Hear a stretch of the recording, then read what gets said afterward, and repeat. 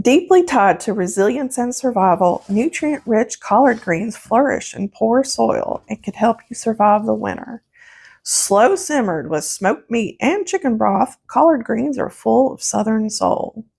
My grandmother would typically make collard greens as a side dish to soup beans. She would pick the greens herself and serve with chow chow. I'm going to change her recipe slightly and add some pepper flakes and hot sauce for kicking collard greens. When I eat a side of collard greens with a bowl of soup beans, I feel satisfyingly full with less need to snack.